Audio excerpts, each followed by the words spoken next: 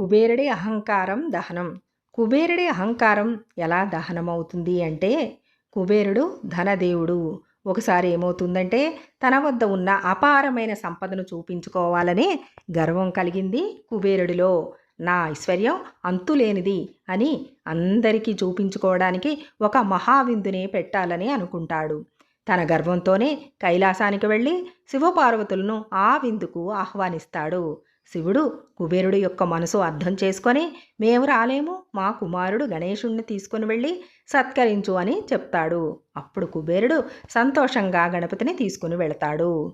కానీ గణపతి ఏం చేస్తాడు అంటే, తన ముందు పెట్టిన పదార్థాలన్నింటినీ తింటూ ఉంటాడు. వందల వంటకాలని తింటూ ఉంటాడు. రాసులుగా పెట్టిన భోజనాలన్నింటినీ తింటూ ఉంటాడు.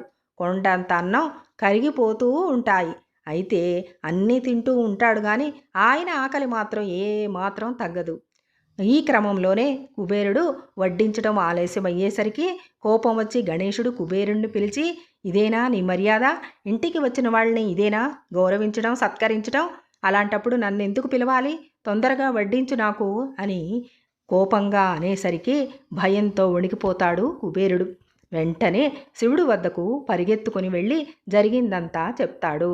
అప్పుడు శివుడు చిరునవ్వుతో, అహంకారంతో ఇచ్చే భోజనం భోజనం కాదు, భక్తితో ఇచ్చే చిన్న ముద్ద అన్నమైనా సరే గణపతిని తృప్తిపరుస్తుంది అని చెప్పి ఒక పిడికెడు బియ్యపు గింజల్ని కుబేరుడికిచ్చి, ఈ బియ్యపు గింజల్ని నువ్వు భక్తిగా వండి గణేశుడికి సత్కరించు, అప్పుడు అతని ఆకలి తీరిపోతుంది అని చెప్తాడు. వెంటనే కుబేరుడు వెళ్ళి ఆ బియ్యపు గింజల్ని నమస్కరించుకొని వండి భక్తితో వంటకం చేసి గణపతికి సమర్పిస్తాడు.